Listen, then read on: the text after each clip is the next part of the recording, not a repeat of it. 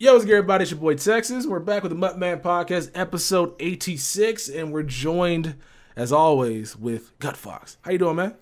Not bad. It feels like episode 88 already for some reason. Right? The deja vu just is creeping up, man. It's creeping up. Weird.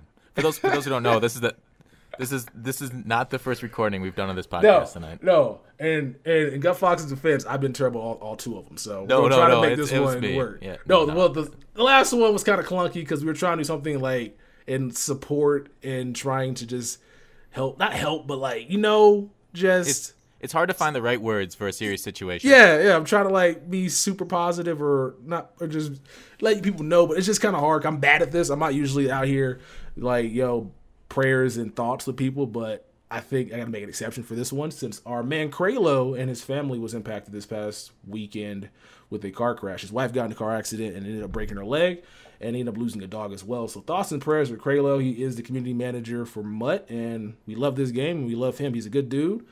Yeah, even for better those person. For those long-time listeners, he's been on the podcast a couple times before. Great guy.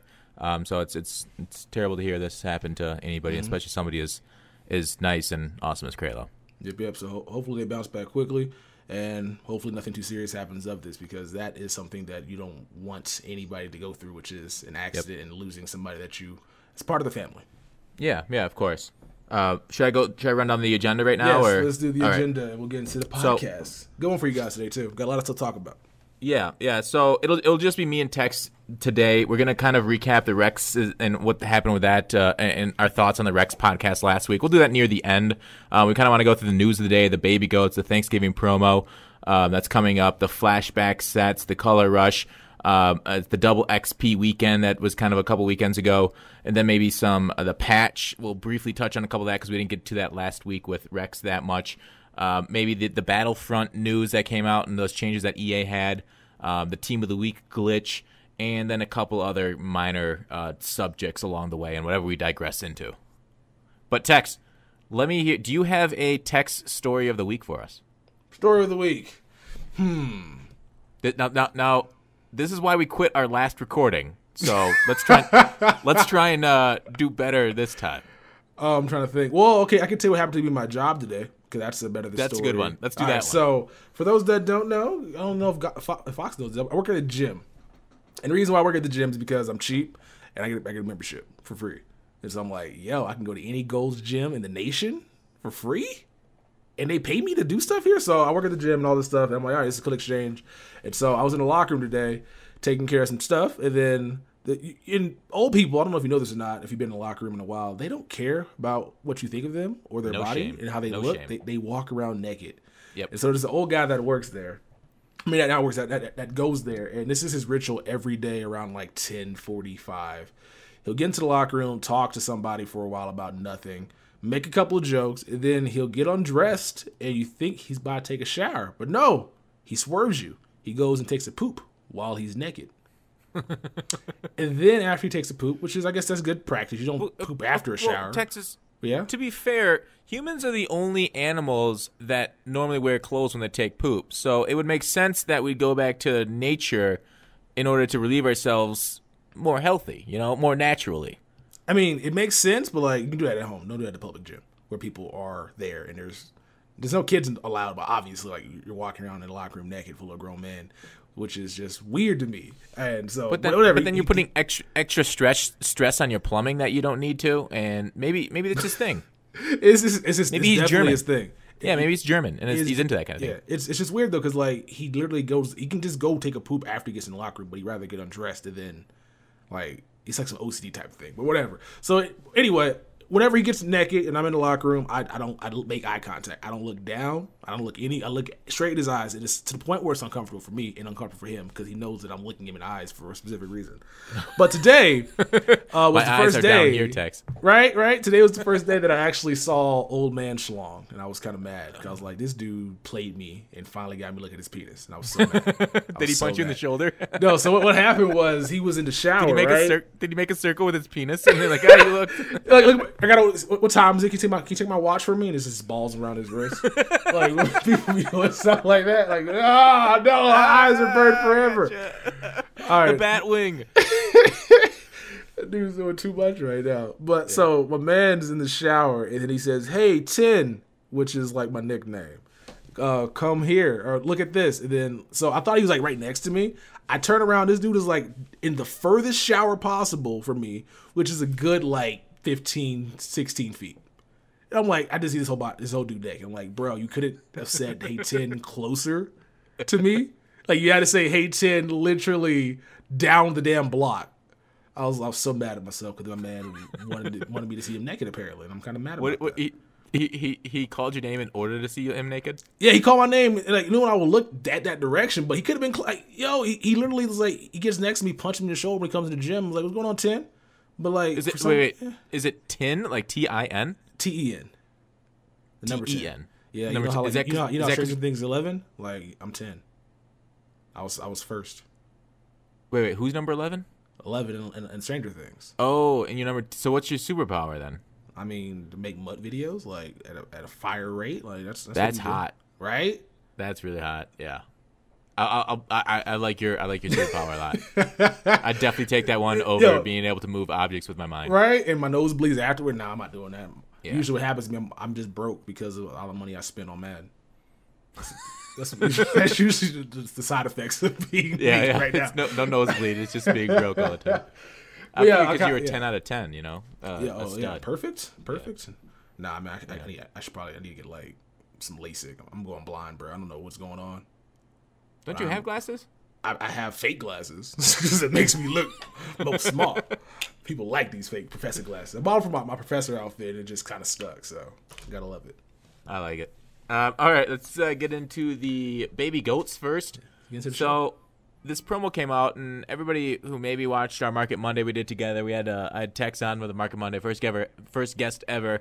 We talked about the baby goats, and the packs are actually worth it. I love the packs selling on the market because rubes are buying those baby goats and making their baby goats, when in fact you can buy them for $8K off the auction, or no, the store. You can buy them for $8K for NAT ones and add to the set. Or you can buy the investment vehicles for $9K. Or if you're buying the baby goats, don't buy them off the auction house. But Tex, what are your thoughts on the baby goat promo itself? I think just the bundle and cards and overall. It's a good way to make coins. Like when you dropped the first baby goat video when it first came out, I did not really like break it down as like, okay, so if I really wanted to transfer my paycheck into like instant like success, like this is the promo you spend your money on. So I liked it a lot, and the players at that time when it first came out were dope. I mean, you get 87 overall players that had abilities that are better than not having them, I guess. And so I loved it. And then today, when you saw the new players that we got, such as the Michael Strahan, the Calvin Johnson, we also got the fullback, I don't want to say Patrick DeMarco. What's that boy's name that plays for the Steelers? Franco Harris? Yeah, Franco Harris. Yeah. And then you see the cost that it takes to get those cards. I'm like, bro, what are we doing right now? So I like the fact there's value there for people who spend money on packs, but if you're trying to do one of these sets, you're kind of just playing yourself at this point. Oh yeah, it's absolutely terrible for like, so if you buy this bundle and you want to do the set, you're throwing money down a hole. But so like this is the hard thing to explain to people, I think, about packs. And people are gonna flatly tell you packs are terrible. And the thing is, like, there's more depth to it than that. There's a lot of factors that go into packs being terrible versus packs being good. I always say compare packs and get the guaranteed value you can get out of them, or the average value you can get out of those packs, the median. Compare it, because you can always get like a huge pull, and that they'll throw off the whole data set. But compare that to what you can get on the black market, because clearly in game, people want coins, people want high overall cards. There's stuff that we want. Something just went off in my ear. Sorry. That's the problem with headphones. So obviously these cards in game have a value. We want these cards. And in order to determine packs being worth it, you got to develop that to get coins in the game. And I completely lost my train of thought when that noise went off. So, Texas, do you want to recover what I'm saying? You're talking about the value in packs and trying to find packs that have good value, as opposed to packs that are going to maybe get you big bang for your buck if you get lucky. Yeah. And so with this promo, like, this is a guarantee of a certain amount of stuff. So I don't know. I think the packs give you 1 to 3 goats again, like they did last time. So at minimum, you're guaranteed, I think, what is it $4 per pack? I don't even know what the packs cost right now. My PS4 is not on, but you're basically getting 9,000 coins minimum per each pack. Whereas if you pull other packs again, like Legends Fantasy packs, you're not really guaranteed to get 9,000 coins back. And that's even if you pull like an 84 overall Legend, like you're not guaranteed that back. And a pack costs a lot more. And so this pack right now, for the cost and the coins you can get back out of it, is the best pack we're probably going to see all year long. It's going to be damn close to it. I mean, you could say the Black Friday potentially with those I'm not sure. It depends on how many it's going to cost to get the Night Train lane, but right now this is right there amongst the best you can get for money to coin value. So, and sorry, circling back to like what's worth it. Like, so if you buy Team of the Week packs and people tell me packs are trash, and then they go ahead and buy something like Team of the Week packs, I'm like, come on. You can't be buying these trash packs. I can see why people like Wheels and ScoMo buy these like GS, Toke, because that's their content for YouTube. And they'll say these packs suck. And I'm like, yes, they do suck. Keep telling people not to buy them because they don't return the value. But they do it because of, their job, their content. But you as the consumer, do not put money into those packs, into those random weekly packs. The packs right now that I'd say, this GOAT bundle, the actual, what has your experience been lately with Legend Fantasy packs, Tex? I pulled, so the most I pulled, so when they dropped Michael Vick, I pulled $300 worth of packs that day. So I pulled all the Legend Fantasy packs in the store, which was the bundle, the 2 bundles they gave you, and then the single one. So I spent most of my money on those packs. Yeah. And my best pull was like an 87 overall Vic, and that was nothing. That's when people were saying these packs were good. And so I didn't pull when he first came out, but as of lately, the packs really aren't like crazy. The silver rounds not really putting much stuff out. The legend rounds still giving a lot of 84s, 81s, and so those packs for $15 aren't as valuable as I thought they would be throughout the year. Yeah, so here's the thing. Like, after that Michael Vick weekend, how long ago was it? Like over a month and a half, maybe? Yeah, about October, October, September. I was like end of September, like before. When did the quarter end? Like, September 31st, right? Yeah, September 31st. Yeah, so like right there. So month and a half ago. And I pulled Michael Vick packs that weekend. I said, these are trash. These are terrible. I started complaining to EA. Other people complaining to EA because they were. Legend Fantasy packs back then were terrible. September. These past few weeks, they've changed these Legend Fantasy packs to include 4 rounds with 2 guaranteed legends. And these things have been absolute fire for me. So I've pulled twice in the last 3 weeks these Legend Fantasy bundles. And I've made over 1 million coins each time in each one of those bundles. So just because I've been pulling these 91 full legends, like my last pack opening, which was 2 weeks ago, I pulled 2 91s. One was the new Andre Reed. One was the full Warren Moon legend. And then the week before that, I pulled a 91 or 90 Ed Reed, which was going for like 650K. So, and then the other packs also gave me some value. So the Legend Fantasy packs, they've listened to us on those and made them better, in my opinion, from my personal experience. I still don't like the way those packs pull. Foxy doesn't like pulling those packs, so I don't think I'll pull them much in the future because I like to pull packs with her, and she likes the packs where you get to keep everything because it's simpler. But for everybody else, that's more of a risk, those Legend Fantasy packs, because you need a good pull. But if you're looking for that excitement of something, a high pull, those are the way to go. The best value of these GOAT packs. But all the other packs, always look at what they bring with you, the topper, what the guaranteed value is, and generally they're not going to beat the black market.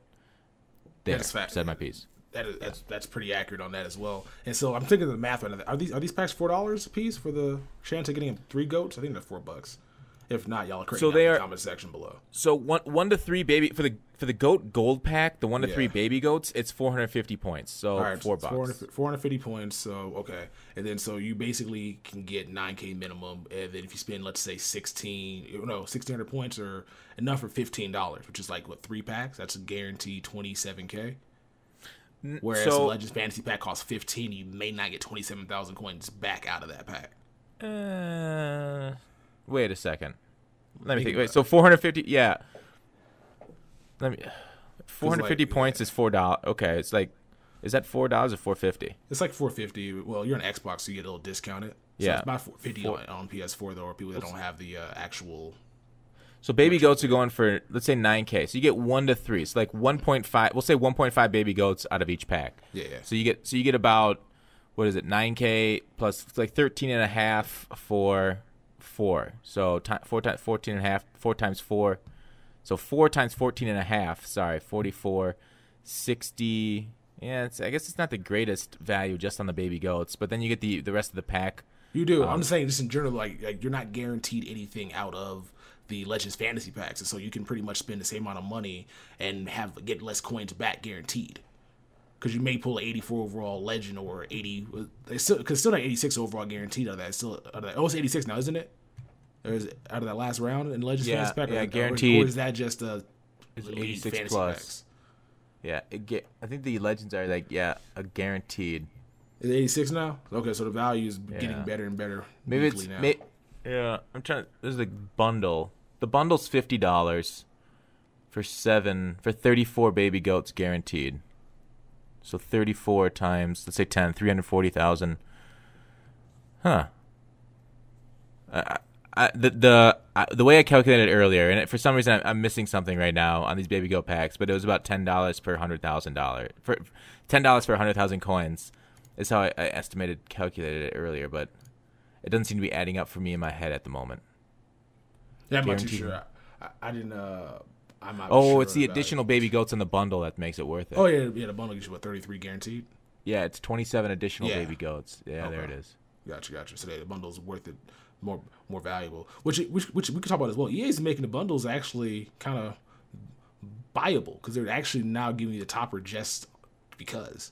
Yeah, the toppers are actually a topper instead of being factored into the price. Not actually just $20 or something. I mean, I'm not sure what the flashback pack was this past week, but I saw the elite packs they came out with where it was each elite pack's 900 points, which is I didn't know it was that much. Like, I didn't know the elite packs were $9. Way too much. Yeah, because it's 80 to 84s. Yeah, I'm like, wait a minute, why are they $9? But the bundle gave you it was 5,400 points for the same amount of packs you would get buying singly, but you got a topper. They guarantee 84 overall or better. So that was pretty cool. I'm like, okay, y'all doing a good job right now. Y'all doing a good job. Yeah. So we complained about it for a long time, and EA listened. How weird is that, Tex? Right? He's almost like that. They have people at the offices that care what we think. Weird. Right? Because nobody's ever cared what I think. I think it's you, Texas. I think it's your raw animal charisma. That's why you're 10 out of 10. I mean, I feel like anybody's animal charisma here at you. No. I get the joke, though. I like it. All right, so baby goats. If you're going to buy packs for values, they're not the most exciting ones because you probably won't pull high overall cards out of them, but they're just for the value to convert money to coin. I would kind of want to speculate on the Thanksgiving promo. So, Texas, I want to know, is it Madden 15 cornucopia packs or bust for Thanksgiving promo? Is it a wreck if we get another Halloween promo? Is it Madden 15 promo in general for Thanksgiving or bust? I think that's a better question. That's not okay. So here's the thing: we all think back on that Madden 15 cornucopia pack, and we all think back on Clickwood's Madden 15 cornucopia pack, because he got 300,000 views for that. That's not going to happen for our cornucopia pack. So I think maybe I'm building myself up too much, wanting these cornucopia packs, because it's just going to be whatever regular pack opening numbers for me. Whereas I looked at Clickwood and what the fire he pulled out of it, and I'm like, okay, that result's not typical. What are your thoughts, Texas? That's actually pretty accurate. I know about my cornucopia pack. I ended up getting a Troy Aikman and a Terrell Suggs. I was like, okay, I got garbage out of mine. Yeah. But if they bring those back, if they decide to copy the same format where you get one program elite for what we got so far, it wouldn't be much because we got 3 promos so far this year. Yeah. And so it'll be Mud Heroes, which will be 85 overall. Yeah. It'll be maybe an 80. It might be 85 if you're lucky. It'll be Most Feared, which was pretty bad outside of the top tier cards, obviously. Yep. And then be a Color Rush uniform. So I don't know if we were to get that, what we would get in exchange for it. Sure, Team of the Week or Football Outsiders, right? Yeah, those would be things as well. But are they valuable? That's the question. Are they worth the value in that? Yeah. I get it. It's so hard to say right now because a cornucopia pack can go a few ways. If they give you 2 of the Thanksgiving legends, if they put Deion Sanders, Barry Sanders, Kelvin Johnson as Thanksgiving legends, those are pullable, and then they get a couple other a J.J. Watt or something, then you're okay, if I put one of them, I'm not feeling too bad. And then of course you get maybe a high overall Team of the Week pull along with it. Then I could see it going. But if it's if they allow you to pull any elites from those programs, then it's kind of you're pulling a bunch of 80s, 81s, and it's these cornucopia packs suck. So we can ask for cornucopia packs again, but it really everything's determined on how they do the odds on them. Definitely, and hopefully, if they do bring it back, we don't get what they did back in Madden 16, where I think Madden 16 Thanksgiving promo was better, coin wise with the collectibles, but the cornucopia pack was trash. Yeah, I think we all hated Madden 15's turkey collectibles, but they perfected it in 16. But the cornucopia pack was so bad in 16 that I had to get a refund, and I actually got a refund back. That's how bad they were. How'd you get a refund? I just complained to EA. I'm like, they lied to me. They said I get a trophy. I didn't get a trophy. Oh, false advertising. They're like, well, badge is a trophy. I said, well, a badge is a badge. Like, why we got two terms now? Well, a badge is a trophy in Madden Mobile. I'm playing Madden Ultimate Team on console.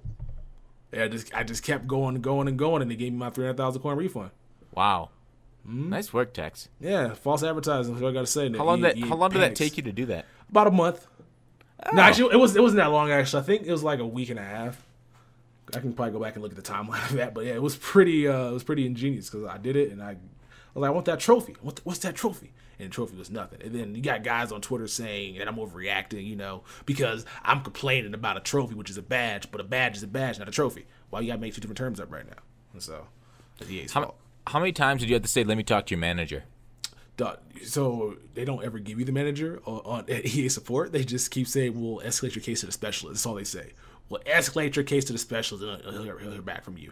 And I don't know what specialist I got there was, but he was shook, though. He gave my stuff back. Because usually they'll be like, yo, there's nothing wrong here. And they just like ban your account because you bothered to waste their time.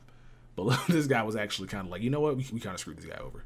Yeah, he didn't know he knew who he was messing with, right? He did. It is kind of funny because sometimes you talk to EA support, they know who you are. So, and if they know who you are, it makes it go easier. So at the beginning of Madden 15 or was it 16, they had those solo challenges that weren't rewarding rookie packs. I don't know if you remember this or not. They had these like solos you played, and then retroactively they added rookie packs into the game for knocking those solo sequences out. But I already had finished it because I played all my solos pre-launch. And so I'm like, I missed out on a bunch of rookie packs, which we can use to get tokens or badges. And so the guy ended up giving me all my rookie packs back, like without even like escalating me to a specialist. So if they know who you are, it makes it go easy. But if they don't know who you are, it's kind of a pain because they treat you like a peasant, like the rest of these common folk out here. So, but they know who you are, like they know who your account is, or like that they track you, or just like know your YouTube persona. I think they know that I'm a YouTuber because that guy he gave my packs instantly, and I know a lot of people that don't get their stuff instantly, except for that one guy that got screwed this like last weekend league where he got DC'd and they gave him 3 gold players, which I kind of felt bad about. They just said, we can't get you to delete tier, so here's 3 gold players. So what you're saying is you're pushing forward the agenda that YouTubers are favored by EA and catered to.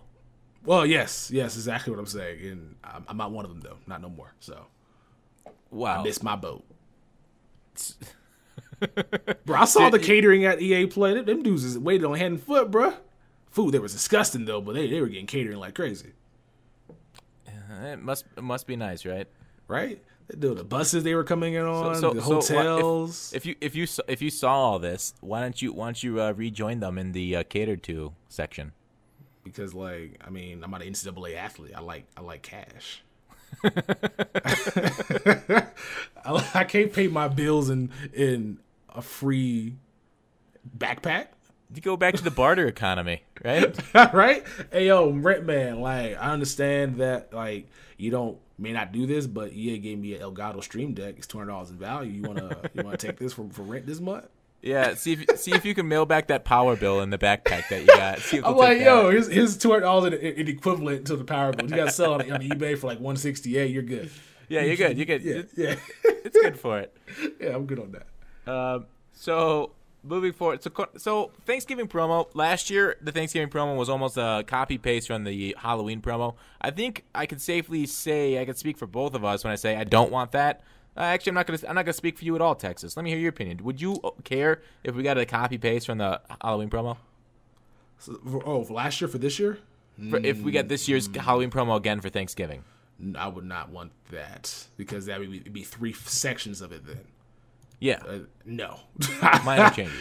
Nah, with 3, if we get the same format, we get 3 sections of it where we get 2 right away, then we get 1 after. For it makes sense too because we get Barry Sanders, Calvin Johnson, and then Deion Sanders. So it makes sense that they were copied again, but it was good for those that grinded solos, good for those that farmed solos. A lot of coins were made, a lot of players were gotten. And I think it's good for that overall, but I kind of like when they kind of mix stuff up, so we're not expecting the same promo. Because if we get that for Thanksgiving, we're probably getting the same thing for Christmas, since we might not get presents again this year. And so I kind of don't want them just to kind of go into that mold of we're going to be doing the same thing throughout each major holiday promo. And that would be, if they do that again, I don't think people would receive that too well. Unless they did a few changes, obviously, by putting the cards like the scary, like this, I guess we'll do scary fat Thanksgiving players or scary, what else? It's thankful fat? I don't know. Whatever the hell it's going to be. They could do something scary like thankful. That. Yeah, scary thankful. Scary Christopher Columbus. Scary Christopher Columbus. Yeah, because, he raped and murdered and pillaged and all that. I forgot that story about Christopher Columbus, that he was a bad person. Yeah, well, I guess with the pilgrims and like the blankets and stuff, scary, comforting. I don't know. Yes, you can do something. We do something along the lines like that. Scary good or scary good eats. I don't know what they can do. Like, I just want to see turkeys on the field next year, Matt. That's all I want to see. Just see turkeys for Thanksgiving on the field. That's all I want. Just like a game full of turkeys. Like, make it mascots if you have to. Like, I wouldn't mind playing that mascot turkey. But if they just decide to just copy and paste what we got right now. And it's the same format we got for the solo challenges, get collectibles for certain players, and guys that are spending money can't get those players unless they grind solos and head-to-head. I don't think that's going to go over too well. Even though I liked it, I don't want to see it again. At least until probably maybe like later on down the line. Right now, I don't want to see it again. Yeah. I agree. So I think so basically we agree with each other on that. And I think like my ideal Thanksgiving promo, similar to kind of cater to all the audiences, but different. I don't know. It's kind of tough to just like say what you want. Do you know what I mean? Like without like really going through like and like breaking it down. Maybe that'd be a good video. Like what my ideal promo is. Like what's your ideal? Like is there anything that you can describe what your ideal promo would be? Obviously, would you have a MasterCard in that set? I think I like the MasterCards mostly because it allows all the cards you put into a set. If you get all the nat stuff back, it makes sense. I'm kind of used to sets having master stuff. So back in Madden 13, we had the like right in set for position. You get like all the cards back plus the right in plus the packs and stuff. So I like stuff like that where it's just one huge set. But with the master cards this year being players you can't power up, and EA keeps giving limited time cards and master cards players that already have power up sets, I don't really want to see that because then you can't power them up if you have a nat version of your team already. And power-ups is kind of just a big coin sink. If you're going to be doing a master set anyway, you might want to keep that card on your roster. It'll make sense for them to be put into the set, but for some reason they don't allow that, which kind of annoys me. So I think my ideal promo will kind of be what we got back in Madden 15. Like I like the Madden 16. I mean, with the turkeys having value, being auctionable, not being nat. And then with the players, you had to put the cards in sets for to get. Like I think that'd be cool for everybody. People that can grind solos, get these collectibles. They can play head-to-head, get these collectibles, and pull packs. I think that'd be kind of hitting the entire market. But they're not going to do auctionable turkeys like they didn't do auctionable Halloween stuff. No, they're not going to, which is unfortunate because bullshit. Now you kind of have to either make the commitment to get the certain amount of collectibles you need, or just don't participate at all, which is, I think, kind of neglecting a lot of their audience. Guys that don't want to spend money but don't have the time to grind aren't going to be out here participating, and guys that have the time to grind but don't see anything that's worth getting, they're not going to be out here doing the same thing either. Yeah, it's really disappointing. It kind of kills the hype, but hopefully there's some super pack or super thing we have coming. And Rex did hint at some major feature that's meta defining coming out here. And we'll take a guess at that later. It's going to come out with the Thanksgiving promo, so maybe that'll bring a lot of the excitement back in Madden, because right now it seems like a lot of the gaming world is focused, especially around our demographic. The younger males or middle, with the 18 to what is it 45? Is it okay? You're going that high, yeah, 1833, 1840, yeah, okay. Yeah, so that demographic's kind of focused on more like the Call of Duty, the Battlefront, and that kind of stuff that's out right now. Whereas, like, to bring it back onto Madden would be, like, a huge feature added or an awesome promo. But I don't know. I'm still enjoying Madden, but I really hope this Thanksgiving promo was something special, because this promo time, this is the best time of year, in my opinion. It's the most fun when people having this game. Like, yeah. have time to play the game because you're out from school. So there's a lot of stuff you can do. People are playing head to head. Like, this is kind of huge engagement rates outside of Christmas. And so they got to bring something special to the table for those that are going to be at home playing. Yeah. And then we'll have another podcast between now and Thanksgiving and now and Black Friday, right? Black Friday's the 24th. It's going to be after. So we'll have reaction to the promo for Thanksgiving. If we don't, we'll get it soon, but we have reaction to Black Friday probably in a couple of weeks, whenever that'd be the 27th then. Yeah, because the 20th isn't. We have next week. We record the 20th, I think, and then that'll be right before Thanksgiving, and then 27th. All right, so moving on from Thanksgiving, so we'll talk about Black Friday next week. Flashback sets and the badges and the change-ups in there. We talked about it on the Market Monday, but let's kind of just do a quick little recap of the Flashback sets. They changed it, and people before the Flashback sets came out were saying to invest in those 80 to 81 overall elite, those low elites, those 82 to 83s and 84s, because they're going to go up if the Flashback come out, and the Flashbacks did come out. But EA pulled an EA without telling us, changed the set without any timer. Like, what was nice about past years when they put up packs, they gave us a time when it's coming down. And this year they've done it, but only on the last day that they're bringing it down. They give it a 24-hour timer. So, but the thing with sets, though, some of them they give us a timer on, like the elite badges. Other ones they just change on us because they feel like it. So the fact that they changed this Flashback set because they felt like it angered a lot of people. It's the reason ICE put out a tweet saying this is why investments don't work in MUT 18 and MUT 17. They didn't work that well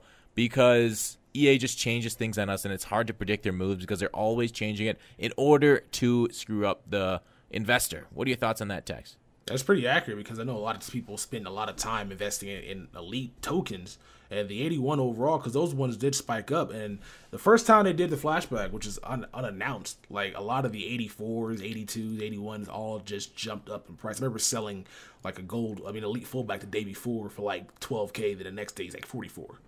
And so I think EA saw the market kind of overreacting to that. They're like, you know what we can do right now? Let's just mess it up. Because they saw a lot of people who were actually out here preparing for just with this. I know I had 8 elite tokens, which got me four Flashback packs. I know some guys had like 20 total. So they're trying to get as many as possible just so they can pull as many for YouTube. And they spent their entire night buying elite players and stuff and making the tokens. And then they wake up in the morning and find out that they changed the set. Now, I'm not upset they changed the set because it added value to a lot of cards in the game. But it's kind of dirty that they did, though, because they knew what we were doing. And they were like, let's counter this real quick. They knew. We were swinging at fastballs. I threw a changeup. Yeah, they were like, oh, like all this heat coming, and all of a sudden they throw something that you didn't expect. Like, yo, why is this coming so slow? Oh, okay, that's what that was. That's exactly how it went. So it's kind of grimy that they did that, but it's to be expected at this point. Scummo said that basically think about before you do anything, like how can EA screw this up, and then that's what they're gonna do.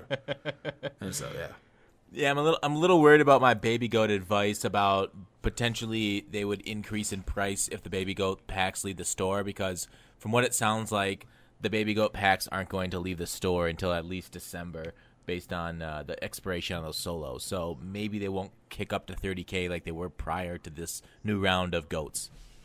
They might not initially, but eventually they will. People will be still doing those stuff. It just depends on what they do for Christmas. Like, if you do Christmas presents again, we'll be getting baby goat presents that give like 10. Oh, right. That'd be a good time to invest in them, right? Yeah. So I wonder exactly how that'll go, because once those packs are gone, even though they're still in the store right now. Like, before this one came out, the baby goats for the Randy Moss were still in the store, so you can buy them and get your goats. You just couldn't buy the good bundle that they had. And so we'll see how that goes eventually. Yeah. All right. So moving on from the flashbacks and the auctionable badges, but giving good value to gold, like Texas said, it's an admirable thing. I just wish there wasn't such few content going on right now, like that it's only one set basically giving value, or just a couple sets. Like, I don't know. It feels like there should be more content in this game. The Schefter Stars, the weekly Football Outsiders. What else are we missing so far? You said milestones earlier. Milestones. On Twitter, that milestones was a huge thing, which I thought we would see this year, but turns out that we're not going to see, unfortunately. So I'm kind of mad about that, because that would bring value to a lot of these Nat power-up players, and just gives more stuff in the game that you did. Like, that was that was the best promo I thought they had last year. Was because of the players that got crazy value off of them. And then on top of that, you ended up at the end of the year, you had a lot of collectibles get a golden ticket for free. And so they don't got that insane this year. Like this year, it's been kind of lackluster. I think I saw you earlier talking about Kobe, and he was talking about how the promos this year are like you check it and then you don't even get up to go get on the console. You just kind of see what it is and just like, you know what? I'll wait. I'll get on later. No rush. Yeah. I'll see you in a little bit. Yeah. Yeah. I won't screw up my sleep schedule for MUT content like I used to. Right. I check J Roll-Up's account. I'm like, you know what? I'm out. Back to sleep I go. Yeah, J Roll's a treasure putting those up every morning.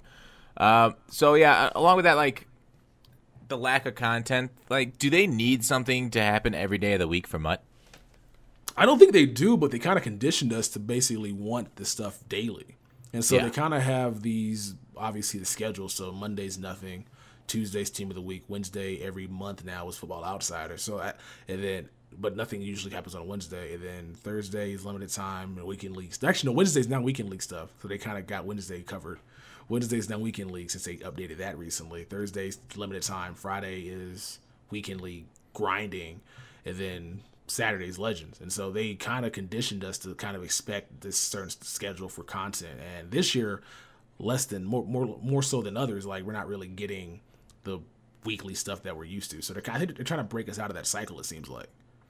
Yeah, Tex, this is something I got to come at your neck for because you asked for less content and they heard you. I said you pull a lot of strings over at EA. It seems you asked for less content. And they gave us less content. So I asked for less content because these dudes were not making the ratings right. I was getting annoyed at them. Like, you guys seem to constantly just be putting stuff out to just put stuff out. I wouldn't mind if y'all decide, like, just calm down and just get the stuff right if we put stuff out. And they were doing a bunch of garbage cards. Like, you start seeing cards ratings not make any sense. I'm like, yo, y'all need some less content, be better for us. And I think it is. It's just that we kind of need stimuli, especially in today's age. Like, I don't know how many times I'm over here playing solos, watching television while listening to music. I'm being weird right now. Like, I got a bunch of stimuli in my face, in my ears, in my surroundings. So, and Madden for like the longest while has had all that stimuli. And then this year, it's not that. Like, this year we basically get something and then it's old. We get something and then it's old. It's nothing that's kind of lasting. Like the best promo we got this year was the Halloween promo. And that was just because of the amount of grinding it took, which kept you occupied for the 40 head-to-head games and then the solo challenges.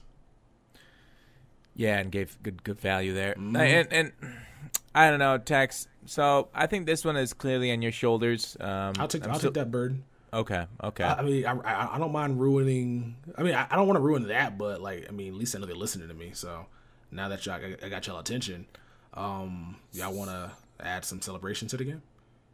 That's hot. I asked Rex about that with the celebrations, and he kind of balked. Yeah. Did he not? He did. He wants it, but it's just it doesn't look like it's gonna happen for a while. Yeah, they got to go to like a game capture studio, right, to get those animations or something. I think so, and then they got to hire people to do the animations for them and the mocap the stuff because I mean I'm tired of seeing that Odell Beckham whip. It's so trash. I don't know who did that the first time, but it wasn't Odell Beckham himself. If Odell Beckham did the whip himself, that stuff it'd be icy. So they gotta hire the right people to do the stuff, and it's just kind of a huge effort just for celebrations that don't even show up all the time. Tex, how much would you say it would cost you to work for EA to do those motion capture for those motion dances? Capture? I feel like it's a part-time job, right? So I feel like I wouldn't mind doing it for like what's a part-time job? Like it's probably like a $30,000 a year job just as full time. It's part time, probably like $15K. I don't know. That's just dancing. You're dancing and mocapping for like probably like 6 months on the end. Like you don't gotta do it every single time. You just do it and then everything else is already computer. So I think $15,000 for the year would be kind of fair. So can we get if we get a GoFundMe for Tex to do dances for $15K for motion capture? Right. I'll have to move. Would you do that? Move to Orlando to do all this stuff. Yeah. I think that'll be kind of. And if EA doesn't accept you, you have to dance outside their headquarters. Dance outside their headquarters part time, for hourly wage. $4 a day. With a sign that says, "Get this guy, mocap this guy." Yeah. I might do that. That's not a bad deal. I can do my YouTube videos in the daytime and dance at night, or vice versa, whichever one works. Yeah, better. Vice versa, because they're at work during the day, so you need the motion capture during the day. Get a bucket. I might make more money soliciting like tips in that actual. There it is. That's working smarter, not harder. Yeah, I like that. Yeah. So, all right, we want to bring this up. It's kind of like old news now, but do you think the double XP weekend was to compete with Call of Duty? Yes. Yes, I wholeheartedly think it was, because not only did they call it double XP, which is like, okay, that's a knock at Call of Duty, they dropped it the same day COD came out Friday. Like, bro, if they could have did it on Thursday, they could have did it on Wednesday, they did it Friday, which is like, really, yeah. Like, I understand that they said it took them a while to try to push this through. A lot of guys were fighting down there, because I guess they didn't want to raise it for a while, and they just kind of felt they had to. Which, if you think about it, if they raised it, at a month from now, that 80 overall center you got would not be worth it at all out of those packs. And so I'm like, they kind of had to drop it to compete against COD, because people were switching, and they would have came back eventually for other stuff, but EA had nothing crazy planned that early. So I guess that's the reason why they dropped it when they did. Yeah, I wholeheartly agree, and it's smart business. Try to keep guys on your game, on your basically your MMO format versus the Call of Duty environment. We talked about Rex a little bit about that, how Mad's kind of evolving into an MMO with that. But like, is that why we're getting so little content? Because we got Battlefront, we're not getting anything really huge these next couple days, or this past week. We didn't get anything. It'd be kind of funny if EA's like consciously doing that on purpose, where they're like, we'll drop stuff when Destiny 2 comes out or 2K comes out and COD, but when our own company drops a game, we're not gonna drop anything. It has to be that way, right? Like, no, it doesn't. Like, I understand you want people to go to that game and want to try stuff out, but that shouldn't be. You can't be that like inconsistent with it. Like, you can't be like, we don't want you leaving this game to go to that game, but we're fine with you leaving this game to go to that game. Like, what? You should want people in your game all the damn time. Well, when I just looked back at FIFA launched September 27th, and we were just talking earlier, that's around the 4 days later was when Mike Vick came out, or 3 days later. So, but that was also the quarter ending, so that was kind of all their motives that were there. But I remember there's nothing else going on at that time, and people were pissed off at the game. I think I recall that era. People were angry, and people like, well, people are mad at Madden. Here comes EA dropping a big something, and then it happened to coincide with the quarter ending. It didn't just make sense that Vic would drop that early. Yeah, but so they didn't have anything really going on when FIFA launched on September 27th. Yeah. But except for Vic a few days later. But Vic's essentially a promo on his own.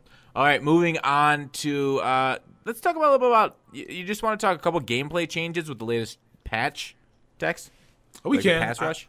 So I don't know if you guys noticed as well. I'm noticing a few things since the last weekend league I just played. So last week I actually had an easy time. My guys were playing pretty well. I was getting pressure on quarterbacks with my 80 over Olivier Vernon. I had Peppers out there, and he was balling, and it just seemed like I couldn't be beat when it came to guys passing the ball. But running the ball, different story. But this past weekend league, I went through probably an entire, like, 2 streams where I may have had, like, in 18 games total, probably, like 4 sacks, which seems like a little compared to what I was doing before. So I don't know if they, like, tuned to pass blocking, or maybe just the guys I'm going against have this goons. But then I go play mud squads with the same lineup I have in head-to-head, and they get sacks all the damn time. So I don't know if Rex was completely honest, or if he knew about, like, the difference between, what do you call it, mud squads' difficulty and sliders compared to competitive, because my guys is out there eating in squads, and I'm like, this doesn't make any sense, because these dudes were getting no pressure on line at all. When I was playing against guys that even had Donald Penn. And Donald Penn's not a guy that's, like, great at pass blocking. He has 87 pass blocking. Like, I got Bosa going against him. He's not doing anything. He's getting stonewalled. Harrison going against getting stonewalled. I'm like, these guys aren't, like, secure protectors. I don't understand what's going on. So I'm noticing the pass blocking. And is it potentially because you switch from aggressive to balanced? It might be, but I was on balance, I want to say last week, and I don't feel like this was happening as much. I feel like I was getting sacks last week. Weird. I might be like making stuff up, or like not making stuff up. I might not be remembering correctly, but I don't know. Let us know down in the comment section below. But also on top of that, I also noticed that my zones weren't playing like they typically would. So a lot of people this weekend kept running deep corners against me, or just corners in general out of deuce close. And if I usually press out of it, if I press, they don't complete the pass. But for some reason, every time they needed a completion, they go right to that corner route, and it was always completed. Yeah. Who were they completing it to? Do you remember the players? Was it guys with less than 75 route running? Well, one of the guys, I thought he had somebody out there less than 75 route running because he had LT, but LT was running the streak route for him. And then he had the corner route was like a Des Bryant. Oh, weird. So what I've noticed is that like a backed off cover 3 plays it better than a pressed cover 3. Really? Because I wasn't getting even press. Like my guy would react, but to do a possession catch, you know, you can't really do about it. But my guys used to like picked it off before. I definitely know. I definitely know what you're talking about. Those corner routes are still kind of a killer to defend. Yeah. Like it's weird. Like sometimes the cover 4 covers it, and sometimes you're right. It's possession catch and it dumbs out, especially when they roll outside the pocket.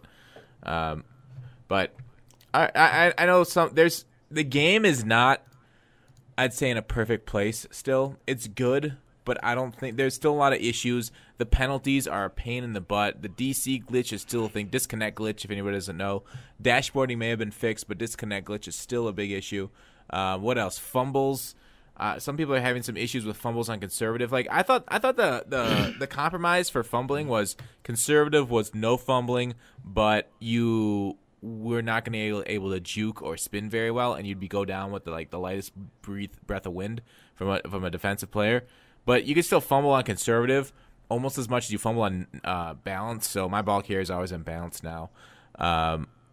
But yeah, the aggressive. I don't know if I like the offside penalties for aggressive. I think fatigue was a decent counter to it. If fatigue worked, it's like I guess fatigue somewhat works. I've never tested fatigue. What are your thoughts on fatigue, Tess? Yeah, I noticed it a lot. When I put Bosa on aggressive, like he'll go in for 3 plays. The guy gets the first down, Bosa's out. And so this is before the patch though. So this was already in the game. At least I noticed because Bosa was not always on the field. But guys that had high stamina were like every down guys. And so I noticed that then. The conservative stuff, I noticed just more fumbling in general, but still kind of annoying when a guy can throw check down the entire game and just nothing comes of it now. So it's kind of hit and miss because sometimes the guy fumbles like 3 times a game. Sometimes the guy can just get a big hit, and just like, all right, nothing's happening with the ball. So I don't like how inconsistent it still is right now. I'd rather it just be kind of the way it was, or hit power play more a factor into it. I hit Adrian Peterson with Luke Kuechly and like 4 times on big hits and nothing. Oh, jeez. I've heard a lot of people think that Adrian Peterson's card's kind of glitchy, and it must not be fumbling for them for that reason. But he's like 84 carry. I feel like he should fumble, but like this. Oh yeah. But like when Rex talked about the, what do you call it? Like if this happens and this needs to happen, and this needs to happen, whatever the hell that whole thing coding is called. Yeah. So I wonder if that's not like there, because carry should matter, but it doesn't. And hit power should matter, but it really doesn't either. So it just all depends on just really luck and just the hit that happens to go. Yeah, and a lot. Yeah, it's the animation a lot of times too. What angle to hit at? Yeah, so it's you're right. Some of it comes down to number, but a lot of it comes down to luck and positioning of the players.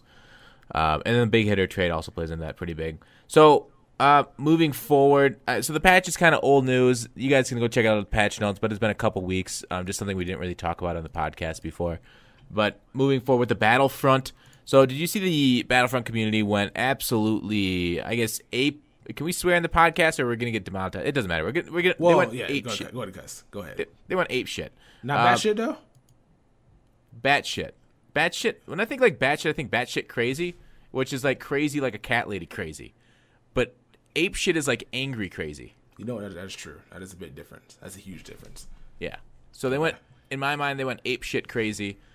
Because it's justified anger for the 40-hour grind to get Vader, even though some people could have grinded a little bit quicker and you could pay for it. And people were angry at the progression system all being tied to cards and loot boxes.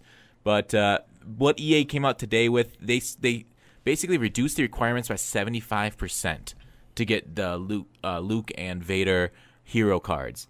Now, is EA just getting better as a corporation, listening to us as players? Because as we've seen with like the legend packs and some other things, and text telling them not to put out as much content, they're actually weirdly listening to us and our as community. Like, has EA gotten the message that community relations and being kind to your customer and appeasing them and trying to make game better for customers is actually good for their business? Is this a new leaf for EA or not, Texas?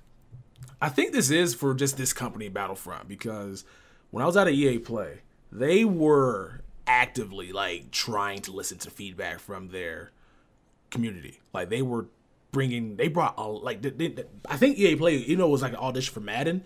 It was mostly an audition for Battlefront because they were really looking forward to this game because they went and got a bunch of guys that played this game and took their feedback. They did away with the token where you just don't have to earn to get a kill streak. They added kill streaks in the game where you can get certain perks for killing people in game, become a hero such as Darth Vader or Luke.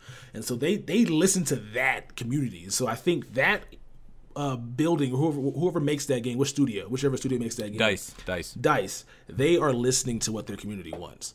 Because what about Tiburon? What about the ones that make Madden? They listen to us a little bit, but like we want better pack odds, but we haven't got that yet. But I just went on like a thing earlier about pack odds and value. No, we want values there. We want high pulls, bro. But the more high pulls, this is kind of where nobody wants to pull pack for a 73-year-old baby goat. Fox. Like, no one wants to be like, yo, you pull packs, man. In my pack were fire. What'd you pull? I pulled 33 baby goats. Like, nobody wants that. Like, really? Like, you can go buy who you want, but we want to pull the 90-year-old Odell Beckham and Julio Jones. That's why I said the legend pack. Maybe this was the Market Monday I mentioned that. The legend packs are the ones you get if you want to take that to get those high over. I get my last legend pack pull. I got two 91s in it. The one right before that, I got a 650,000 coin card. And other people I've seen on Twitter pulling those fantasy legend packs. Those are the packs that you want for excitement. It's basically you're closing your eyes and swinging for the fences with those packs. But generally, the average, sometimes you're going to get a median return, and $100 you're only going to get 500,000 coins. And other ones you're going to swing for the fences, get up 1.5 million. But generally, you'll probably land somewhere in the 700,000 to a million coin range for those legend fantasy packs. So I don't know. At least that's what I've seen from people on Reddit when they said, I got a realistic legend fantasy pack, and then they got 500,000 coins.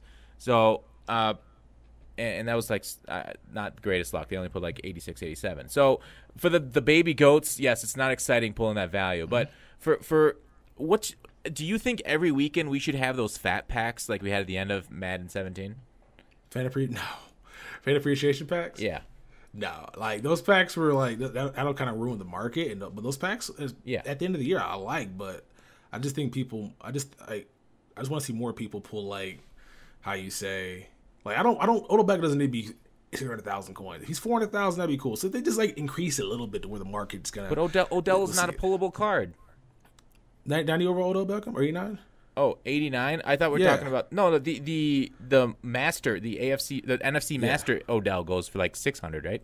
I don't know the price of the cards. I haven't really been paying attention to the market like that. But I'm looking. I'm like, I understand why you want that, but I think people are just more excited to pull stuff. I mean, I'm watching pack reactions and people are just excited about pulling high overall cards, and it happens so infrequent that it's kind of like embarrassing that like you can rarely get those reactions now. So I just think that Do you sub to a bunch of Madden YouTubers? I do. If you look at your sub box on a Sunday and look back at Saturday and Sunday videos, for the people that actually pull packs, every single one has got like, I pulled full legend blank, or like full legend pull blank. Like all these people are actually pulling. Like Twitter, people are sending me screenshots, and not everybody. Okay, maybe I'm overrating it, but basically, like the what you're looking at right here from Madden 18. I hate to be such an EA defender here, but this is something I've definitely seen change. If you look at Madden 18 and the videos we're getting now versus Madden 17 and 16 and earlier in 18, if you pulled packs early in 18, you got shit. I got shit on for $1,000, my $1,000 pack opening. But I'll pull much better now with just $100. So it's completely different now than it was in the years past. But what are your thoughts? Yeah, I will say it is. I can't really say it's better. I don't know. It's kind of hard to say because like I pulled a ton of packs and I have not yet pulled a limited time pull on PS4. Actually, my best pull on PS4 is 89 overall. That went for like 100,000 coins. Wow. And so like, I pull a lot of packs. It's not like I'm out here pulling. I pull a lot of packs and my luck's just not there. And so I'm speaking from my experience, and I spend money on packs. I do all this. I'm like, I don't really have anything to show for other than just a video that proves I got nothing in them. So it could just be me, but I feel like if a card is just a little bit cheaper, 20% cheaper, I think that more people will be excited than the 1% that has to celebrate on it. But back to what we're talking about with the studios listening. Like, yeah, they do listen to us, but they like, what's the saying that they listen to us, but they don't hear us? Is that how that goes? That is the saying. Yeah, they listen to us, but they don't actually hear us. Whereas this DICE, who's making Battlefront, they legitimately went out and was like, what do you guys want? And we're going to make it happen. Even though, like, because Rex listens to competitive guys, the MUT developers, outside of their econ chick that works there doesn't actually, like, probably hear our feedback. I got you. Yeah, because, I mean, the MUT people that come up with the MUT content is definitely different than the people that price it out and put odds in it. So, like, if you're yelling at a MUT developer, just know they're not the actual ones that price these things. Think about it. Like, so I would much rather if we got Team of the Week content and the 90 overall was going for 10K, but the low tier goals is going for a high amount. Reason being, I'm not playing a game with the 71 overall. You know what I'm saying? Like, so if they wanted to flip it up, so how the Jack Doyle promo was, where the fullback that was like 74 overall and everything was going for like 150K, I think that'll be better, I guess, because then you can play with the cards and actually get to use them, as opposed to how it is right now, where if you're playing with a 90 overall Team of the Week player, you're kind of playing yourself because that card is too expensive to keep on your roster. Yeah, then how is that different than like just making like badges or collectibles if it's a card you're not going to play with? Well, because it's really common, and you can play the low tier ones, but the high tier ones. Because you're not playing with the low tier ones. Yeah. So the high tier ones. So it's a little bit different because you can actually use a guy that everybody wants to use. And now everybody's team be full of those cards, but I think at the end of the day, it's kind of how it should be like that, where a lot of the people have good teams, because it's a pain in the ass like playing this game and not having a good team because you can't really do anything. Yeah, but I mean, like, just giving everybody something is communism. I mean, I'd rather be dead than red. And there's no argument to that. Yeah. if everybody's the same, what's the point of playing? What's the point of grinding? It's kind of the same right now, though, with the Nats, so... Yeah. I don't know. Like, everybody has kind of the same team. Everybody has kind of the same Nat quarterback. I mean, I got Russell Wilson, Nat. I got Fitzgerald, Nat. Sherman. I got Barr, Nat. Sherman, Nat. Like, Rashad Jones, I don't have him, but, like, it's kind of the same thing right now where we're not really getting diversity in teams right now. And so, I'm like... I agree. It's because only certain players, are there. You hit the 91 zone. Only certain ones are affordable, right? Mm-hmm. The ones that are affordable are the ones that hit the zone that's going to play well for you. And the guys that hit it are the ones going for a lot. And EA knows that now because EA is actually out here purposely putting cards at 90 zone just so that you got to buy the team chemistry to get to 91. Crazy. Just give it a month and we'll be getting better cards. They'll be hitting that 91 zone. Yeah, I was debating whether not, because KJ Wright got a card with Unfakeable. Yeah. I'm like, 500K. But then I got to spend 500,000 coins extra to get the 91 zone on. I'm like, do I want to do that? I was contemplating doing it, bro. I was like, Seahawks, because think about it, Seahawks Kim will get me a 91 zone Byron Maxwell and a 91 zone KJ Wright. I'm like, is that worth it? It might be. Is that worth it? 500,000 coins? Is that worth it? I mean, what's your formation on defense that you go to mostly? My main formation I want to run, which somebody wants to make a video about, like what defense I run, but my main formation is cover 3 out of the 3-4 package. Okay. And I put Sean Taylor in at the strong safety spot. Oh, okay. And I put AJ Amos at free safety because he has secure tackler, which we got to talk about as well. The better chemistries, our abilities. Okay. And so I have Amos at that spot because if a guy gets the open field, I like secure tackler there, so he doesn't break the tackle and go for 6. Why don't you play like in the 46 formation with the speed package and then put your 91 zones? Yeah. So I thought about doing the speed package as well, but I don't have 4-6 in my playbook, and I like to be able to run 4-4, 4-6, and then when my opponent's passing the ball, come out in big dime. And big dime allows me to have 4 pass rushers out there and then 6 guys at 91 zone, so I can get the 4-6 look out of it with Sean Taylor playing middle linebacker, which is amazing because that's how you get tackles from MUTMaster, bro. Like the check downs, he just comes and tackles, and the run plays is right there. And so I have a lot of different things in the Raiders playbook, and I tried the 4-6, and it's only certain playbooks that have the speed package, and I'm like, I don't really want to dedicate buy a 4-6 playbook, or maybe the Bengals maybe have I don't know. Bengals do, yeah. Yeah, I don't know if I just want to have it just for that. So I like having a variety. If my opponent comes out like in run heavy, I can just come out in 4-3 as well in the Raiders playbook. So I kind of have everything I want in there. Okay. But mostly 3-4, and then I swap my outside linebackers. Paul puts Lesnies on the left side in zone. Harrison's blitzing off the right, and then I put in a 91 zone linebacker at on the right side, and I usually Luke Kuechly. So that's basically my defense. I have 6 guys out there on defense in a 3-4 with 91 zone. That sounds pretty nice. And then 4 rushing and then 1 user? 4 rushing, 1 user, and yeah, that's pretty hot. That's all I run, man. I would go 15 and 3 to try to cover 3. I don't blitz. Yeah. I will sit in cover 3, cloud flat the entire game. Yeah, 15 and 3 is tough to argue with. That's a pretty damn good win percentage. Yeah, it should be 16-0, but like we ain't gonna talk about that right now. But then where'd those other 2 games go? If it's 15 and 3, then how'd you go? I wanted to play those other 2 games if I didn't lose. Like the other 2 games came on the back end. Oh, okay. They came on the back end, so that's what happened. Because one of the games I lost because of like one of the guys I was playing, he ended up winning because I don't know what he was doing on defense. He was terrible. He could put everybody in spots, but I couldn't run the ball against him.